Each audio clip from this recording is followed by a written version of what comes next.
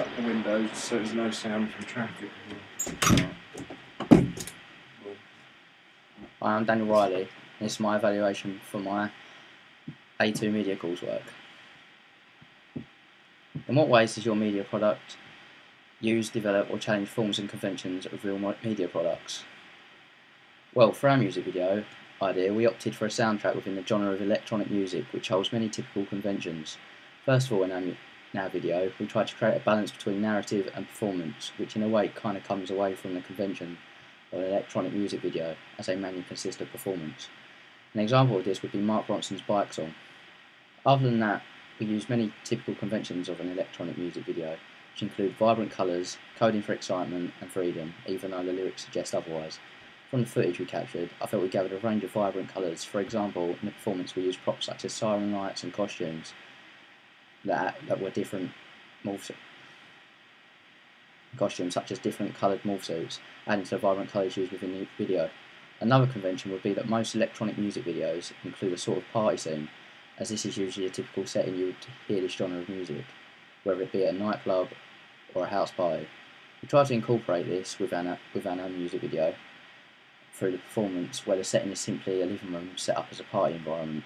We try to include codes to create this convention through props such as floodlights and siren lights, as well as a smoke machine giving off that party effect. Quirkiness is also a convention of electronic music video, as this is interpreted through the quick rhythmic edits.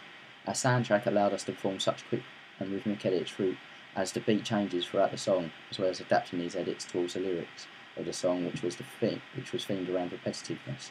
This allowed us to play all the footage. We discovered that rhythmic editing was another typical convention of an electronic music video. We also used this in our music video after researching Carol Van Alice, a professor in film and media studies, who suggested that every cut or edit should be in sync with the music, so there is a rhythmic basis connected to the song. I felt that we addressed this in our video, as we needed to ensure quick rhythmic editing in order to create a sense of quirkiness about the video.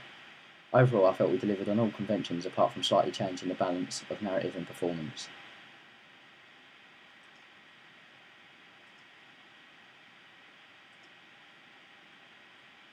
Here is an example of one of our rhythmic edits.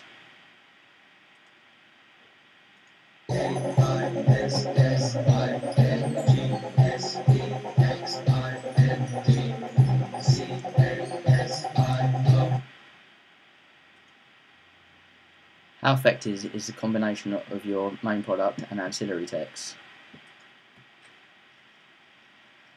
As well as create a music video along with my group, we also had to create two ancillary texts, in which I chose to create an album cover and a magazine advert,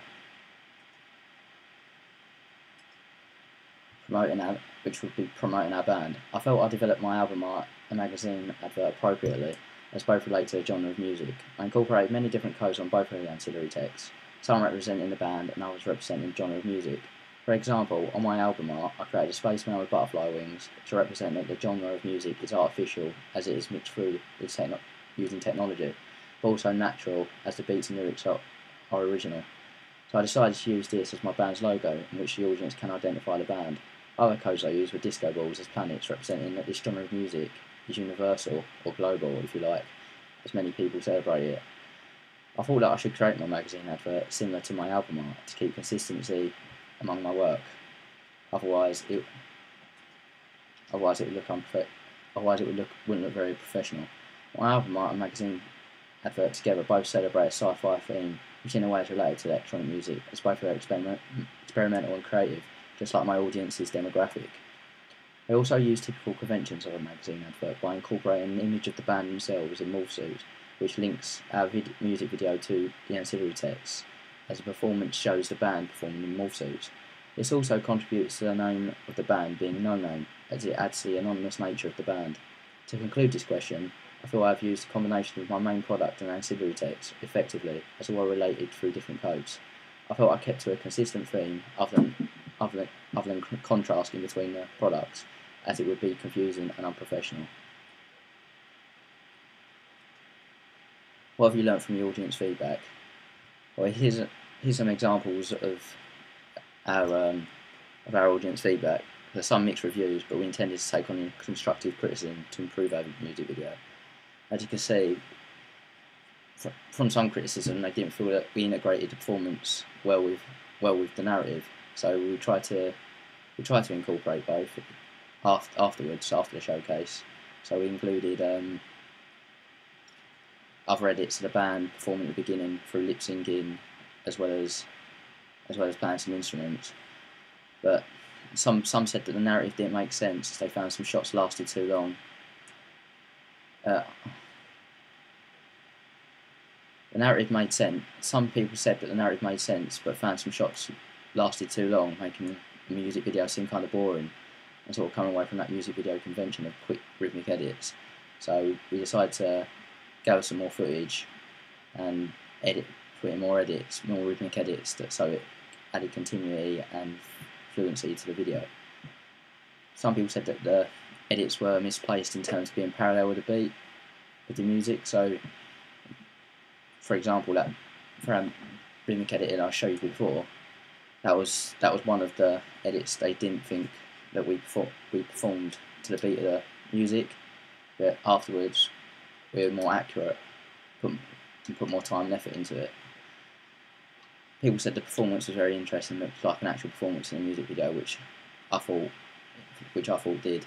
I mean, for all the props that we used, such as a smoke machine, I mean that's quite professional. That was quite professional, so I was happy with that. So, how did you use media technologies in construction and research, planning and evaluation stages? During my coursework, I used many forms of media technology, from filming on a video camera to creating my album art on Photoshop. When conducting research on music videos, I performed it all whilst using an Apple Mac at school, and when at home using a PC, allowing me easy access to my blog. When planning, I used applications such as Microsoft PowerPoint to show developments of my work, which were later uploaded to SlideShare, where I could use the embed code to place on my blog. I found this helpful as it gave me a chance to explore other media outputs.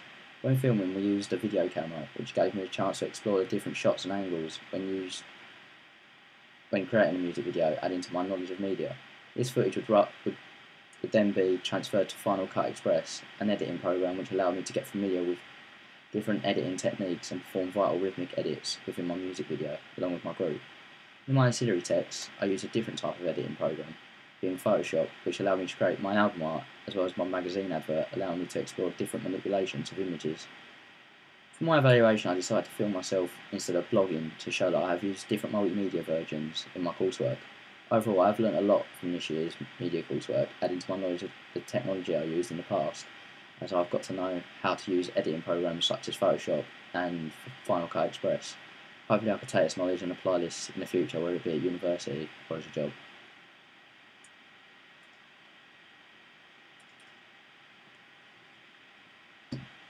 Yeah. Done!